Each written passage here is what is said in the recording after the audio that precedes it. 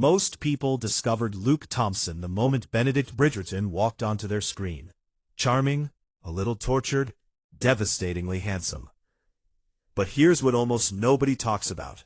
Luke Thompson had already built an entire career before Bridgerton came along. A career that most fans have never seen. And when you go back and watch it, you realize this man was always this good. We just weren't paying attention.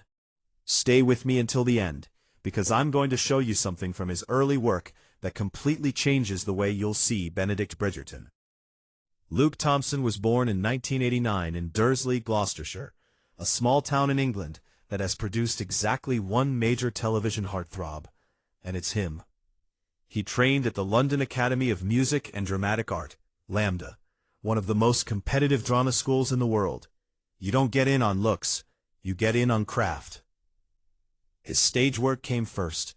Before any camera ever pointed at him, Luke was performing in theater, Shakespeare, contemporary drama, the kind of work that strips away every safety net and demands raw technical precision. This is where he built his foundation.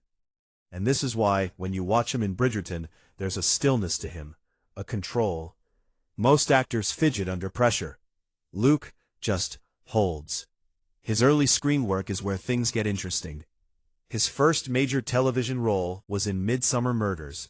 Yes, that Midsomer Murders, the long-running British detective series. He was young, relatively unknown, and working alongside seasoned British television actors. Watch that performance, and you'll see the bones of what he'd become. He's restrained, precise, already thinking about what his character isn't saying out loud. Then came Sanditon, and this is the one that the Bridgerton fandom really needs to talk about. Based on Jane Austen's unfinished novel, Sanditon gave Luke his first real leading adjacent role in a period drama.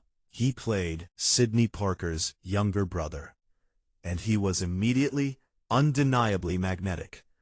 The chemistry he built with his co-stars, the way he wore a Regency-era costume like it was made for him, the ease of his dialogue delivery in formal period language, it was all there. Sanditon was essentially a trial run for Bridgerton. He passed with distinction. What's remarkable is that Sanditon didn't make him a household name, despite being a solid, well-reviewed show. He delivered. The audience just hadn't caught up yet. He also appeared in Flowers, the darkly comic Channel 4 series, which showed an entirely different range. Quirky, slightly surreal, tonally complex. It's easy to see Benedict Bridgerton and assume Luke Thompson only does brooding period drama. Flowers proves that assumption wrong immediately. He can do uncomfortable comedy. He can do grief dressed up as absurdity. He's not a one-gear actor. And then there's his theater work, including a role in Mosquitoes at the National Theatre. The National. That's not background noise. That's one of the most prestigious stages in the world, and he was on it, holding his own. So what does all of this mean for Benedict Bridgerton? Everything. When you watch Benedict navigate his arc, the artistic identity crisis, the tension between freedom and duty, the vulnerability he shows with Sophie, you're watching an actor who has spent years building exactly that emotional range. The LAMDA training is in his posture. The theater work is in his silence. The Sanditon experience is in his comfort with period language and setting. Benedict Bridgerton didn't make Luke Thompson. Luke Thompson built Benedict Bridgerton, role by role, before most of us were watching.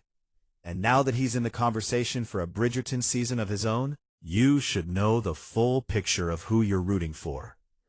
Subscribe to The Central, because we don't just cover what's happening, we cover what it means. And one last thing, now that you know his full journey, I want to know yours. When did you first notice Luke Thompson? Drop it in the comments below.